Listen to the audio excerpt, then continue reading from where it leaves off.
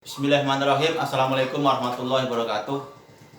Yang saya hormati Ketua Dewan Pembina Yayasan Arida Bagan Sapi-Api, Bapak Kiai Haji Rusli MPDI, SPDI, SEMSI. Yang saya hormati Ketua Setai Arido Bagan Sapi-Api, Bapak Budi Setiawan, MPDI. Yang saya hormati Wakil Ketua Bidang Akademik dan Kemahasiswaan, Bu Hot Nasari, SPDI MA. Yang saya hormati Kabiro Ibu Samsimar MRSE, serta yang saya hormati Bendahara Keuangan Setai Arido Bagan Sapi-Api, Bu Susilawati SE. Yang saya hormati Bapak Ibu pejabat struktural Setai Arido Bagan Sapi-Api. Yang saya hormati Bapak Ibu dosen Prodi Ekonomi Syariah yang saya hormati, serta seluruh mahasiswa-mahasiswi peserta perkuliahan mata kuliah Ilmu Pengantar Akuntansi tahun 2020. Puji dan syukur bersama-sama marilah kita panjatkan kehadirat Allah Subhanahu wa taala, yang mana kita telah diberikan bimbingannya serta petunjuk-petunjuknya kepada kita semua, sehingga kita dapat melaksanakan proses ataupun kegiatan belajar mengajar dengan menggunakan sistem dalam jaringan atau yang kita kenal dengan daring, baik itu menggunakan video, rekaman video melalui WA, melalui aplikasi-aplikasi yang dapat mendukung proses belajar mengajar yang menggunakan jaringan ataupun online, dalam rangka memutus ataupun mencegah penularan virus corona disease atau yang kita kenal dengan COVID-19, di mana virus ini sangat cepat penularannya. Oleh karena itu, kita sebagai warga dan sekaligus sebagai sivitas akademika dan sebagai mahasiswa-mahasiswa yang baik, sebaiknya kita ikuti dan patuhi peraturan ataupun himbauan-himbauan pemerintah untuk tetap di rumah atau yang kita kenal dengan social distance. Sayangi keluarga dengan tetap tinggal di rumah, jangan kemana-mana. Bagi yang bekerja silakan bekerja dari rumah. Bagi yang mahasiswa silakan ikuti arahan dari dosennya masing-masing. Tidak ada perkuliahan yang sifatnya tatap muka. Semua perkuliahan khususnya di Prodi Ekonomi Syariah menggunakan sistem dalam jaringan ataupun daring, baik itu video, WA maupun aplikasi lainnya. Saya selaku dosen pengampu dan sekaligus sebagai Kaprodi Ekonomi Syariah mengimbau kepada mahasiswa-mahasiswi supaya tetap di rumah, karena hal ini dapat mencegah ataupun memutus rantai penularan virus corona. Sebagai manusia kita harus berusaha dan berdoa supaya kita dijauhkan dari pandemi virus corona ini. Semoga mahasiswa-mahasiswa yang ikut dalam perkuliahan saya selalu diberikan kesehatan serta dijauhkan dari COVID-19 dan mendapatkan ilmu yang bermanfaat serta memperoleh hasil yang maksimal, sehingga ilmu ataupun materi yang saya sampaikan dapat diserap dengan baik. Dan tentunya besar harapan saya selaku dosen pengampu mata kuliah ini dapat berjalan dengan lancar tanpa suatu halangan apapun, serta menghasilkan nilai plus bagi mahasiswa dan khususnya bagi Prodi Ekonomi Syariah, bagi ekonomi syariah. Sholawat beserta salam marilah kita haturkan kepada junjungan Nabi besar kita Muhammad Sallallahu Alaihi Wasallam dengan ucapan Allahumma sholli ala sayyidina Muhammad wa ala ali sayyidina Muhammad. Selanjutnya perlu saya sampaikan terima kasih yang sebesar-besarnya kepada segenap mahasiswa-mahasiswi saya yang telah dengan tulus meluangkan waktu untuk belajar melalui daring atau sistem dalam jaringan ini dari awal hingga akhir nanti, yaitu dalam 2 minggu ke depan tentunya. Saya selaku Ketua Prodi dan dosen pengampu mata kuliah ini, saya mohon maaf apabila terjadi banyak kesalahan, baik disengaja maupun tidak. Baiklah, saya tidak akan memperpanjang mukadimah saya lagi. Selanjutnya akan saya sampaikan beberapa hal mengenai materi ataupun bahan mata kuliah ilmu pengantar akuntansi Prodi Ekonomi Syariah semester 2. Tentunya para mahasiswa-mahasiswi harus mengikuti dari awal sampai akhir. Oke, bisa dilihat kepada mahasiswa saya di sebelah kanan saya ada slide yang sudah saya tampilkan, yaitu mengenai materi yang akan saya sampaikan,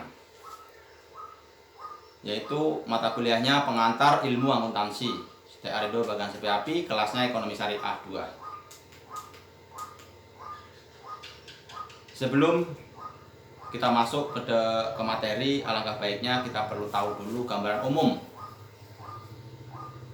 pertemuan ke-1 sampai dengan ke-14. Yang pertama adalah gambaran umum akuntansi serta akuntansi dan kegiatan perusahaan. Yang kedua, akuntansi kegiatan perusahaan. Bab 3, persamaan akuntansi atau sering dikenal dengan persamaan dasar akuntansi dan akun. Yang keempat adalah siklus akuntansi atau pada fase tahap pencatatan. Yang kelima selanjutnya yaitu akuntansi, siklus akuntansi tahap pengikhtiaran. Bab 6 yaitu penjualan dan penerimaan kas. Bab 7 adalah pembelian dan pengeluaran kas. Bab 8 adalah jurnal penutup. Bab 9 akuntansi perusahaan pabrik. Bab 10 kas dan surat-surat berharga. Bab 11 piutang dagang dan wesel tagih. Bab 12 persediaan barang dagang atau penetapan harga pokok. Bab 13 persediaan barang dagang, penilaian dan pencatatan. Yang terakhir yaitu review materi. Jadi inilah gambaran umum perkuliahan pengantar ilmu akuntansi yang nantinya akan saya sampaikan mulai dari bab 1 pertemuan ke-1, kedua, ketiga sampai dengan pertemuan ke-16 termasuk UTS dan UAS.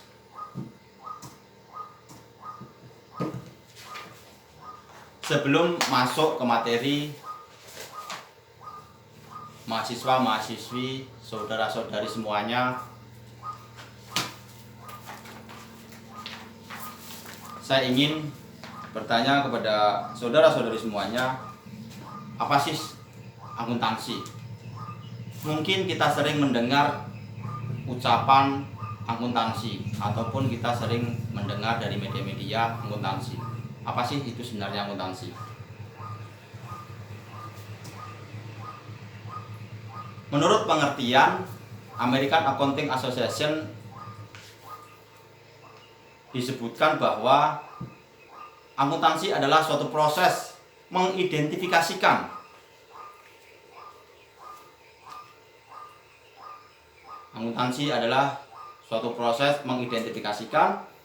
mengukur dan melaporkan informasi ekonomi untuk memungkinkan adanya penilaian dan pengambilan keputusan yang jelas dan tegas bagi mereka yang menggunakan informasi tersebut.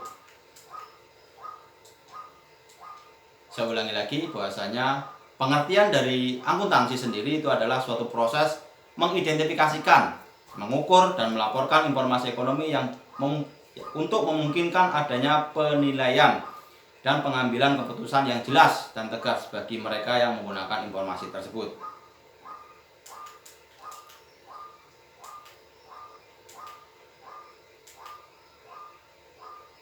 Adapun proses akuntansi, jika kita gambar, yang pertama siklusnya adalah mulai dari transaksi keuangan. Bisa dilihat dari sebelah sini yaitu transaksi keuangan.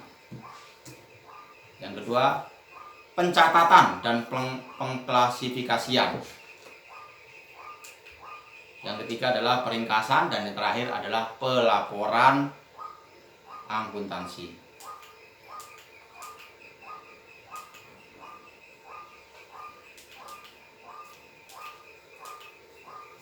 Di mana pengertian akuntansi menurut APB atau menurut Accounting Principles Board atau APB, akuntansi adalah sebuah kegiatan jasa atau service activity.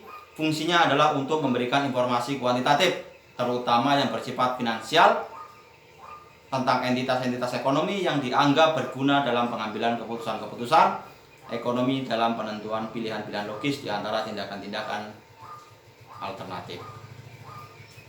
Di mana definisi ini mengandung dua pengertian, yakni yang pertama adalah kegiatan akuntansi. Kegiatan boleh dikatakan bahwa akuntansi merupakan proses yang terdiri dari identifikasi, pengukuran dan pelaporan informasi ekonomi. Yang kedua yaitu kegunaan akuntansi. Bahwa informasi ekonomi dihasilkan oleh akuntansi diharapkan berguna dalam penilaian dan pengambilan keputusan mengenai kesatuan usaha yang bersangkutan. Karena tanpa informasi akuntansi, para manajemen mungkin tidak akan bisa mengambil sebuah keputusan yang tepat bagi perusahaan ataupun lembaga-lembaga yang ia pimpin. Oleh karena itu, akuntansi ini akan menjadi sangat penting ketika para pemimpin akan mengambil sebuah kebijakan ataupun mengambil sebuah keputusan yang tepat.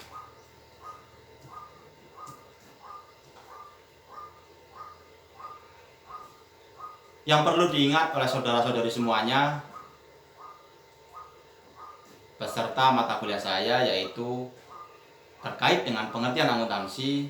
Kemarin saya telah menugaskan kepada saudara-saudari semuanya untuk mencari tahu definisi maupun pengertian mengenai akuntansi. Baik itu bersumber dari Google ataupun dari majalah ataupun dari buku. Yang pertama adalah pengertian akuntansi. Untuk menghasilkan informasi ekonomi, perusahaan menciptakan satu metode pencatatan, penggolongan analisis, pengendalian transaksi, serta kegiatan-kegiatan keuangan yang kemudian melaporkan hasilnya. Jadi yang perlu kita laporkan dalam laporan akuntansi adalah transaksi atau kejadian yang bersifat keuangan. Jadi kalau kejadian tersebut tidak ada hubungannya dengan keuangan, maka tidak perlu dibuat pencatatan akuntansinya. Artinya kejadian yang dapat diukur dengan satuan mata uang. Pengidentifikasian dan pengukuran data yang relevan untuk pengambilan keputusan. Ini adalah salah satu kegiatan akuntansi, meliputi yang pertama adalah mengidentifikasian atau mengidentifikasikan dan pengukuran data yang relevan untuk pengambilan sebuah keputusan. Yang kedua adalah pemrosesan data yang bersangkutan, kemudian pelaporan informasi yang dihasilkan. Yang ketiga adalah pengkomunikasian serta pengkomunikasian informasi kepada pemakai laporan. Selanjutnya adalah pemakai informasi akuntansi. Mungkin dalam benak saudara-saudari semuanya peserta mata kuliah saya mungkin akan bertanya-tanya, siapa sih kira-kira pemakai informasi akuntansi? Di antaranya adalah yang pertama, pemakai informasi akuntansi bisa berupa pemakai internal dan pemakai eksternal. Jadi pemakai informasi itu bisa dari kalangan internal maupun dari kalangan eksternal, yaitu dari dua kalangan. Yang paling membutuhkan informasi akuntansi adalah para pengambil kebijakan atau para pengambil keputusan. Semakin penting sebuah keputusan tersebut, semakin banyak informasi akuntansi yang dibutuhkan. Artinya, semakin penting suatu kejadian ataupun suatu putusan yang akan diputuskan oleh seorang manajer, maka seorang manajer tadi akan memerlukan banyak sekali informasi-informasi yang berkaitan dengan akuntansi. Karena laporan akuntansi ini sangat berpengaruh sekali terhadap keputusan sebuah ataupun kebijakan yang diambil oleh para pemimpin ataupun oleh para manajer, khususnya di perusahaan. Berikut adalah pengguna informasi akuntansi. Yang pertama, pihak internal, yaitu bisa individu. Pihak internal itu adalah individu. Yang kedua adalah pemilik bisnis. Yang ketiga adalah manajemen. Yang menjadi pertanyaan adalah kenapa individu ini memerlukan sebuah informasi akuntansi? Individu memerlukan informasi akuntansi diantaranya untuk mengelola rekening bank, misalnya membeli rumah atau perabotan baru dan lain sebagainya. Dari kalangan internal ada pemakai informasi yaitu pemilik bisnis. Kenapa pemilik bisnis ini memerlukan laporan akuntansi? Di antaranya adalah para pemilik bisnis atau usaha bisnis menggunakan informasi akuntansi untuk menetapkan tujuan dan mengevaluasi kemajuan dalam mencapai tujuan tersebut. Misalnya beberapa penjualan dan laba yang diharapkan untuk tahun atau periode ini. Apakah target yang diharapkan sudah tercapai atau belum? Dan lain sebagainya. Nah, yang paling penting ini adalah pemakai internal, yaitu dari sisi atau dari segi manajemen atau pemimpin. Manajemen menggunakan informasi akuntansi diantaranya adalah untuk membuat perencanaan berdasarkan informasi akuntansi yang telah ada. Selanjutnya mengevaluasi hasil yang telah dicapai berdasarkan rencana yang telah disusun sebelumnya. Jadi manajemen ini adalah pihak intern pemakai laporan akuntansi, di mana mereka menggunakan laporan akuntansi untuk mengambil sebuah kebijakan maupun merencanakan perencanaan selanjutnya. Pemakai informasi selanjutnya yaitu dari kalangan eksternal. Yang pertama, pihak investor, yang kedua pihak kreditor, yang ketiga otoritas pajak. Pihak investor menyediakan atau modal atau uang yang diperlukan agar suatu bisnis bisa berjalan. Jadi penting informasi laporan keuangan ini bagi para pihak investor, di mana investor adalah menyediakan modal atau uang yang diperlukan agar suatu bisnis bisa berjalan, yaitu dilihat dari laporan keuangan ataupun laporan akuntansinya. Kreditor, sebelum meminjamkan uang kepada perusahaan atau individu, baik itu bank maupun pihak swasta, terlebih dahulu mengevaluasi kemampuan calon debitur apakah layak atau tidak, yaitu dengan cara melihat informasi akuntansi. Apakah layak atau tidak diberikan pinjaman. Yang terakhir adalah pemakai eksternal, yaitu ada otoritas pajak. Pajak penghasilan suatu perusahaan atau individu dihitung dengan menggunakan informasi akuntansi. Misalnya pajak penjualan dihitung berdasarkan pada besar kecilnya penjualan yang terjadi di perusahaan.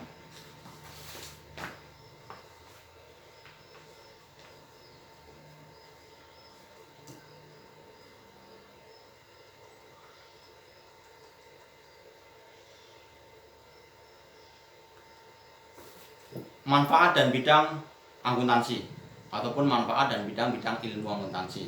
Secara umum bidang akuntansi dapat dikelompokkan sebagai berikut. Yang pertama adalah akuntansi keuangan atau yang sering dikenal dengan financial accounting. Yang kedua adalah akuntansi manajemen, yang ketiga akuntansi pemeriksaan, yang keempat akuntansi biaya, yang kelima akuntansi perpajakan, yang keenam akuntansi penganggaran atau budgeting, akuntansi pemerintahan, yang kedelapan sistem informasi akuntansi. Jadi itulah beberapa bidang akuntansi. Jika dikelompokkan sesuai dengan jenisnya adalah ada 8.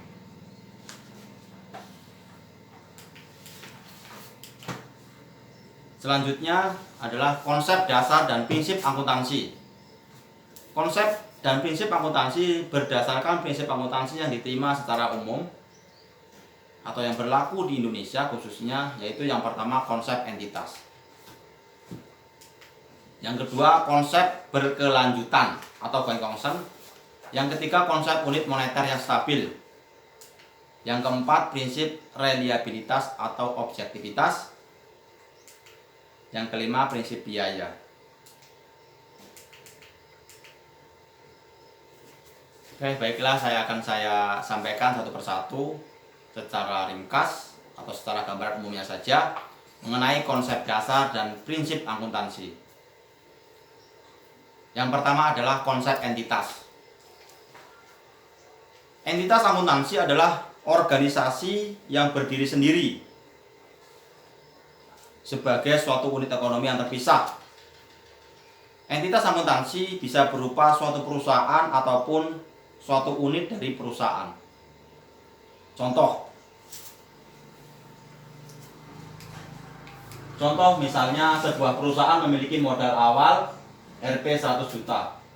Menurut konsep entitas tersebut, bahwa perusahaan memperhitungkan dana 100 juta tersebut secara terpisah dari aktiva pribadi selaku pemilik dan aktiva perusahaan. Jadi modal pribadi dengan modal perusahaan itu tidak bisa dicampur atau tidak bisa digabungkan, karena hal ini bisa merusak tatanan informasi akuntansi.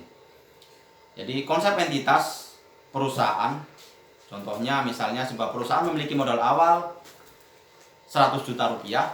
Menurut konsep entitas, perusahaan tersebut akan memperhitungkan dana 100 juta tersebut secara terpisah dari aktiva pribadi dengan pemilik. Contoh lainnya dalam konsep entitas adalah sebuah perusahaan besar, misalnya Toyota Corp. Setiap unit produknya merupakan entitas terpisah satu sama lainnya.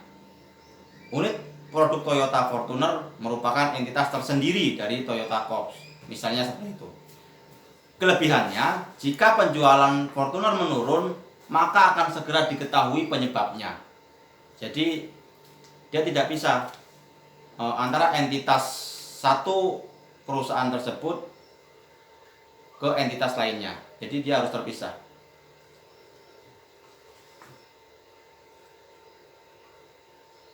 Keunggulan dari konsep entitas ini, misalnya jika terjadi penurunan penjualan dari satu entitas tersebut, maka dengan cepat si manajemen menemukan gejala-gejala ataupun apa saja yang mempengaruhi menurunnya penjualan tadi.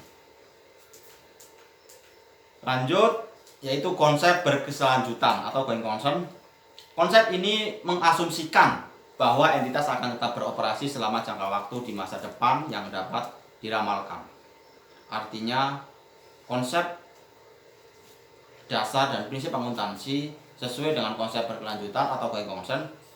Konsep ini mengasumsikan bahwa entitas akan tetap beroperasi selama jangka waktu di masa yang dapat diramalkan, baik itu 1 tahun, 2 tahun, 3 tahun, 4 tahun, sampai dengan masa yang diramalkan.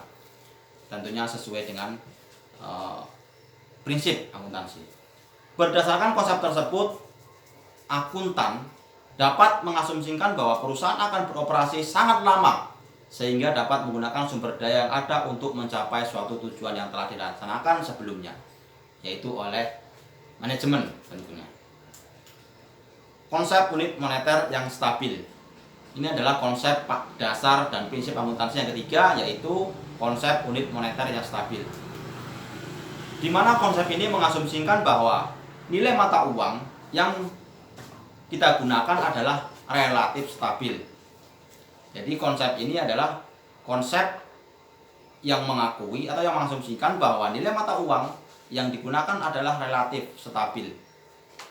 Ingat, yang perlu digarisbawahi adalah relatif stabil dari waktu ke waktu, meskipun inflasi bisa saja terjadi selama periode berjalan. Yang selanjutnya adalah prinsip reliabilitas atau prinsip objektivitas. Informasi akuntansi dibuat berdasarkan data yang dapat diandalkan yang tersedia. Pedoman ini merupakan prinsip reliabilitas yang juga disebut dengan prinsip objektivitas. Di mana prinsip ini, data yang andal adalah data yang dapat diverifikasi kebenarannya. Artinya data yang dapat dikonfirmasi kepada pihak-pihak yang bersangkutan dengan data tersebut. Jadi itulah prinsip-prinsip reliabilitas, objektivitas. Contoh, pinjaman bank. Pinjaman bank harus disertai dengan promes. yang merupakan bukti yang objektif dari pinjangan tersebut.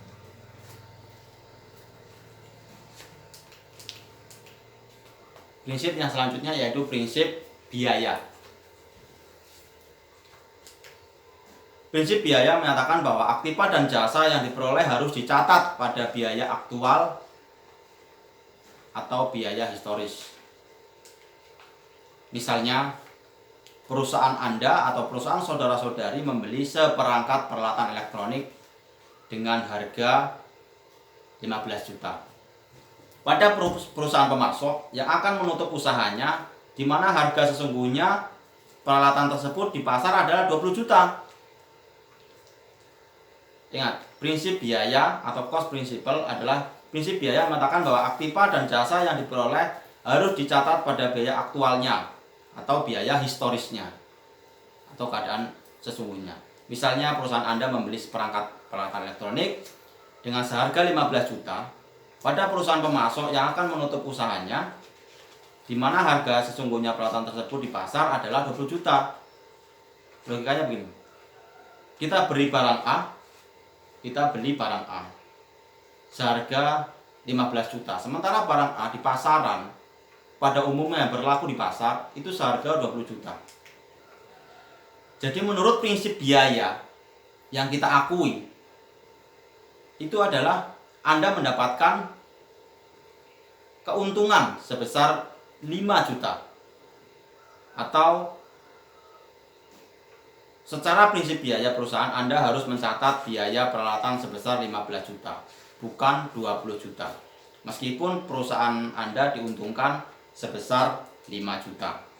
Jadi tetap yang harus dicatat adalah 15 juta sesuai dengan pembeliannya. Yang selanjutnya adalah prinsip akuntansi yang diterima secara umum. Ini penting sekali saudara-saudari peserta perkuliahan saya. Penting dan perlu diingat bahwasanya seorang akuntan harus selalu mengupdate ilmunya, harus selalu mengupdate informasi-informasi penting terkait dengan perubahan-perubahan sistem pencatatan akuntansi. Di mana peraturan yang berlaku bagi informasi akuntansi publik disebut dengan prinsip-prinsip akuntansi yang diterima secara umum. Informasi ini adalah suatu istilah teknis akuntansi yang mencakup konvensi aturan, prosedur yang diperlakukan untuk membatasi praktik akuntansi yang diterima secara umum di wilayah tertentu atau pada saat tertentu. Jadi seorang akuntan tidak bisa membuat laporan akuntansi sesuka hatinya. Mereka harus membuat laporan akuntansi sesuai dengan peraturan ataupun prinsip yang diterima secara umum. Tujuannya adalah supaya pembaca atau pemakai informasi akuntansi itu dengan mudah untuk memahami laporan-laporan yang kita sajikan atau yang kita buat. Dimana ketika laporan yang kita buat adalah salah dan dapat menimbulkan arti yang berbeda, maka dalam mengambil sebuah keputusan tentunya akan berbeda pula. Itulah pentingnya sebuah laporan akuntansi. Oleh karena itu kita harus selalu menggunakan prinsip-prinsip akuntansi atau prinsip-prinsip yang diterima secara umum, tentunya yang berlaku di negara Republik Indonesia yang kita cintai ini. Di Indonesia ada 4 pilar prinsip akuntansi yang diterima secara umum. Yang pertama adalah standar akuntansi keuangan. Jadi kalau orang akuntansi itu harus tahu standar akuntansi keuangan atau sering kita kenal dengan SAK. Yang kedua adalah standar akuntansi entitas tanpa akuntabilitas atau disingkat dengan SAK etap. Yang ketiga adalah standar akuntansi syariah. Yang keempat standar akuntansi pemerintahan.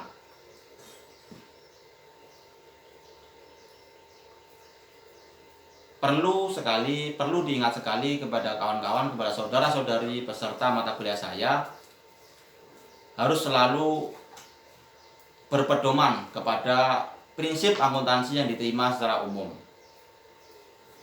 Sebagai akuntan kita tidak bisa sesuka hati kita membuat laporan akuntansinya.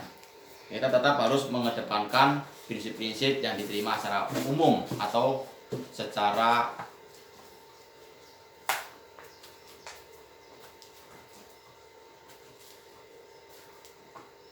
prinsip akuntansi.